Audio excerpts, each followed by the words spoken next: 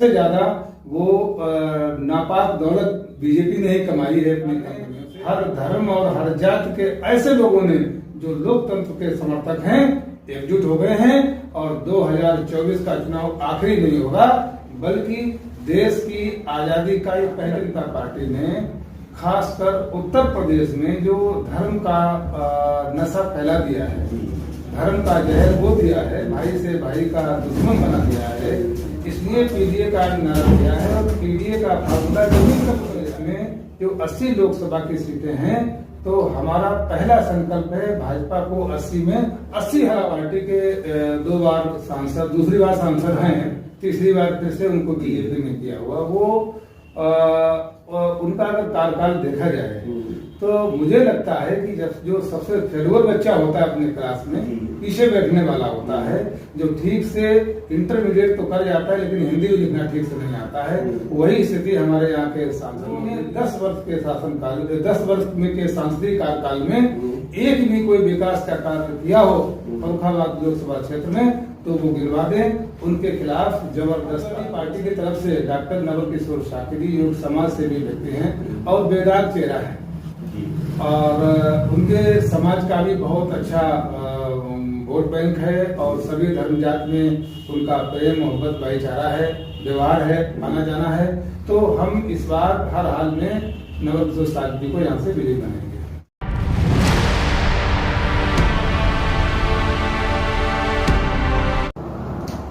देश की सियासत की अगर बात करें तो सियासत आज के दौर की और पिछले दौर की कुछ और है और मैं आज जिनके पास बैठा हूं जो मेरे साथ समाजवादी पार्टी का पक्ष रखने के लिए बैठे, तो आज लोकसभा चुनाव चल रहा है और जो चर्चाएं चल रही है उन्हीं पे हम आज बात करते हैं। हमारे साथ मौजूद है पूर्व मंत्री हैं और अच्छे वक्ता भी हैं और समाजवादी पार्टी की तरफ से आज हमारे साथ बैठे। तो सर्वेश भाई, सबसे पहले तो यूपी 76 न्यूज पे आने के लिए, यूपी 76 न्यूज से बात करने के लिए आपका बहुत बहुत धन्यवाद। आपका स्वागत बहुत। तो सबसे पहले जो ये जानकारी हम लेना चाहते हैं महोदय,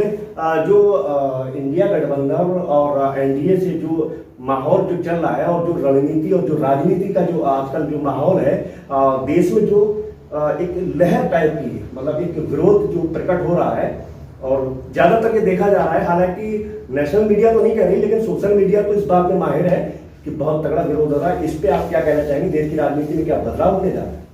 देखिए, देश तबाही और बर्बादी के मंजर में भारतीय जनता पार्टी ने देश को झोंक दिया है जी।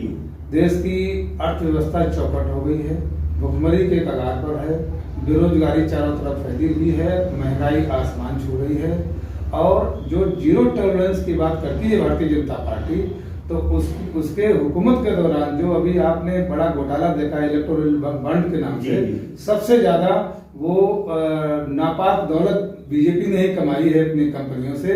दबाव डाल के वसूली की है वो उसको ये नहीं कह सकते मदद मिली है। तो देश के हालात बहुत खराब हैं। तो वहीं देश को आजाद कराने वाले भी एक तरफ लोग रहे, एक तरफ ऐसे भी लोग रहे जिन्होंने देश की आजादी की जो सिक्रेसी थी, लड़ाई की सिक्रेसी थी, उसको अंग्रेजों तक बेचते थे। आज उन्हीं के हाथों में देश की बागडोर है। इसलिए जो सच्चे राष्ट्रभक्त हैं, देशभक्त हैं, चाहे वो छोटे दल के रूप में हो चाहे नेशनल बैनर के रूप में हो, उन सब ने अपना अलायंस बनाया हुआ है और जनता की डिमांड पर, जनता की आवश्यकता पर एकजुट होने की कोशिश की गई है। और निश्चित रूप में 2024 का चुनाव जो भारतीय जनता पार्टी ये मंसूबा पाले है कि हम बाबा साहब डॉक्टर अम्बेडकर जी के द्वारा बनाए हुए संविधान को बदल देंगे, भारत से लोकतंत्र का खात्मा कर देंगे, हिंदू राष्ट्र घोषित कर देंगे। तो ये सपना उनका पूरा ना हो, इसलिए देश की जनता ने, हर धर्म और हर जात के ऐसे लोगों ने जो लोकतंत्र के समर्थक हैं एकजुट हो गए हैं और 2024 का चुनाव आखिरी नहीं होगा बल्कि देश की आजादी का ही पहला चुनाव होगा। हाँ, तो जैसे कि मतलब जी चलिए, तो खैर चुनाव चल ही रहा है और अगर हम चर्चा करें या बात करें तो लोकसभा चुनाव को लेकर अगर हम बात करें तो देश की सत्ता के लिए जो रास्ता जाता है वो उत्तर प्रदेश से जाता है, क्योंकि उत्तर प्रदेश जो है देश का सबसे बड़ा सूबा है और जहां तक सारे राजनीतिक दलों की निगाह भी उत्तर प्रदेश पर रहती है तो वहीं पर जिक्र आता है। अगर उत्तर प्रदेश का जिक्र आता है तो समाजवादी पार्टी का, तो समाजवादी पार्टी इंडिया गठबंधन जो है उसका नेतृत्व भी कर रही है उत्तर प्रदेश का। तो उत्तर प्रदेश को लेके जो यहाँ 80 लोकसभा सीट है और अन्य दल भी लगे हुए हैं, तो उत्तर प्रदेश को लेके समाजवादी पार्टी की क्या रणनीति है और किस तरीके से प्रत्याशियों को अपने जिताने में कामयाब रहेगी? देखिए, समाजवादी पार्टी के नेता माननीय अखिलेश यादव जी ने पीडीए का जो फार्मूला दिया है जी, पिछड़ा, दलित और अल्पसंख्यक जी, ये पीडीए का फार्मूला इसलिए है कि भारतीय जनता पार्टी ने खासकर उत्तर प्रदेश में जो धर्म का नशा फैला दिया है, धर्म का जहर वो दिया है, भाई से भाई का दुश्मन बना दिया है, इसलिए पीडीए का नारा दिया है और पीडीए का फार्मूला जमीन तक उतर गया है। और वैसे भी समाजवादी पार्टी उत्तर प्रदेश में मुख्य विपक्षी दल में है, बाकी पार्टियां छोटी मोटी हैं तो उनका भी साथ दिया गया है। सबको आदर सम्मान माननीय अखिलेश यादव जी दे रहे हैं। माननीय राहुल गांधी जी के बीच में, माननीय अखिलेश यादव जी के बीच में जो सहमति बनी, उस सहमति को सुखद अंजाम देने के लिए उस रणनीति पर काम हो रहा है। और समाजवादी उत्तर प्रदेश में जो 80 लोकसभा की सीटें हैं, तो हमारा पहला संकल्प है भाजपा को 80 में 80 हराओ। और फिर जीतने की बात आती है तो फिर हमारा अलायंस बचता है, इंडिया अलायंस है, तो उस अलायंस के खाते में सीटें जाएंगी। समाजवादी पार्टी ज्यादा सीट लड़ रही है, कांग्रेस 17 सीट लड़ रही है और भी हमारे सहयोगी घटक दल है लड़ रहे हैं, तो हम लोग 80 सीटें जीतने की तैयारी में लगे हुए हैं। नहीं, जैसे कि जहाँ तक आप मान लीजिए कि हम बात कर लेते हैं कि आप फरुखाबाद से बिलोंग करते हैं, फरुखाबाद में रहते हैं, तो फरुखाबाद में ये देखा जा रहा है, खैर फिलहाल तो नहीं, लेकिन अब जो सिस्टम यहाँ का जो बन रहा है, जो पहले प्रत्याशी थोड़े आपके थोड़े यहाँ कमजोर दिखाई दे रहे हैं, लेकिन अब उनका धीरे धीरे स्तर बढ़ता जा रहा है। तो फरुखाबाद को लेके, आपके प्रत्याशी को लेके, या जो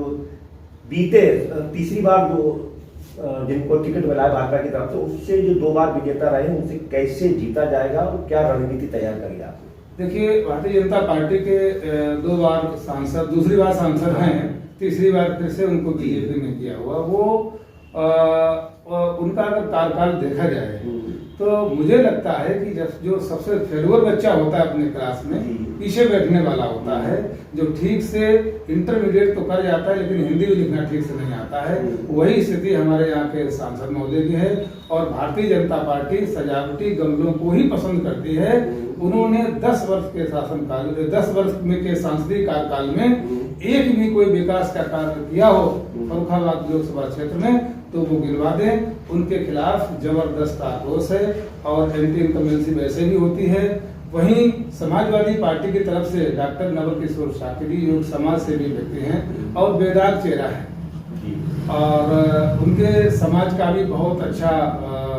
वोट बैंक है और सभी धर्म जात में उनका प्रेम, मोहब्बत, भाईचारा है, व्यवहार है, आना जाना है। तो हम इस बार हर हाल में नवल किशोर शाकिरी को यहाँ से विजयी बनाएंगे। चलिए, मंत्री जी, आपसे हमसे मुलाकात करी, हमें समय दिया, हमें वक्त दिया, इसके लिए आपका बहुत बहुत धन्यवाद। तो दर्शकों, आपने देखा अभी हमारे साथ मौजूद थे सर्वेश अम्बेडकर जी, जो समाजवादी पार्टी की तरफ से अपना पक्ष रख रहे थे, समाजवादी पार्टी की बात कर रहे थे, अच्छे वक्ता भी रहे और उन्होंने हमारे सवालों का बड़ी ही बेबाकी से जवाब दिया। तो बस आपसे सिर्फ एक ही निवेदन है कि हमारे चैनल को सब्सक्राइब करके खबर को शेयर जरूर करें। हम जल्द लौटेंगे किसी दूसरे मेहमान के साथ और दूसरे अच्छे वक्ता के साथ। यदि आपको कोई भी कमेंट, कोई भी बात हो, कोई मशवरा हो, कोई राय हो, तो हमारे कमेंट बॉक्स में हमें कमेंट करके जरूर बताएं और देखते रहिए यूट्यूब तक। हम जल्द मिलेंगे, तब तक के लिए जय हिंद।